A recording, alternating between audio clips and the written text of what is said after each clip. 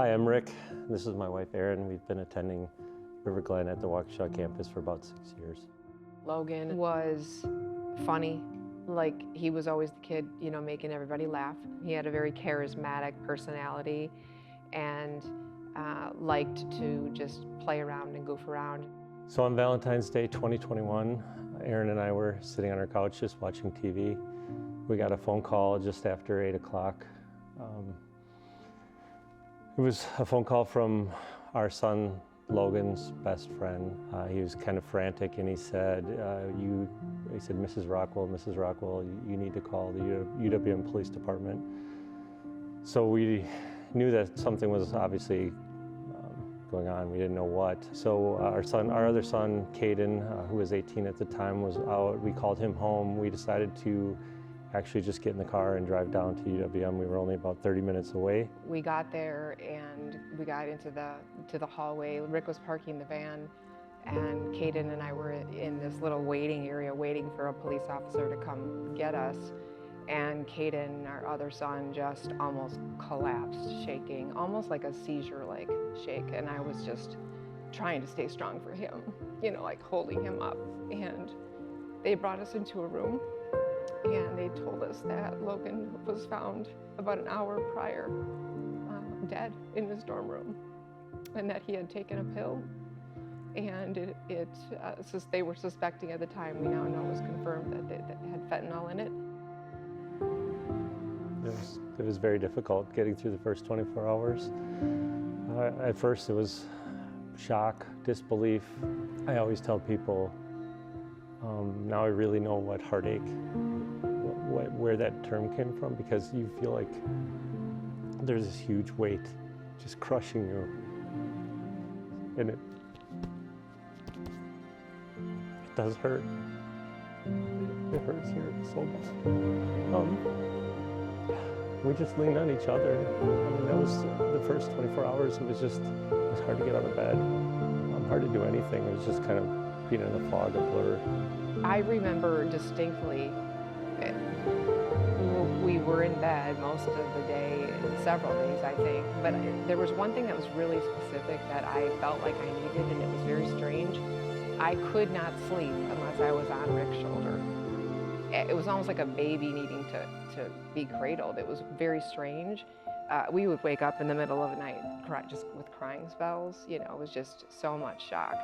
Like, this is really happening. Like, how could this happen? We had this somewhat perfect, normal family. Yeah, a lot of questioning, a lot of, what happened, why. So the loss, how it affected us in our relationship with God. The first thing is, it's probably natural to be angry and to question and say, why did this happen? How can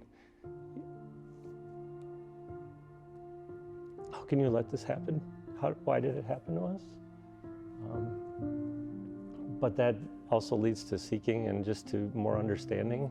Our faith was strong to begin with, so we knew that God was there and God was with us. It's been 3 years, just over 3 years since Logan passed. And as far as where we're at in our grief journey, still struggling. I think we are understanding, that God has a plan for us. And God's plan, we can't comprehend. I do have the understanding, I do have the eternal view that I will see him again, so I feel strong in that. And I think we both do. Mm-hmm. Absolutely. There is grieving of other things that we lose in life. Even a divorce is a grieving process. A relationship loss is a grieving process.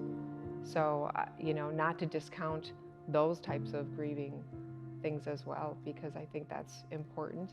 Grief Share taught us, again, that the sorrow is part of this whole process of why we're here.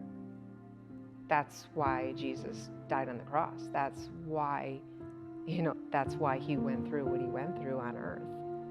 Through Grief Share, there was just so many stories and so many things that helped me see the big picture, that this is part of faith.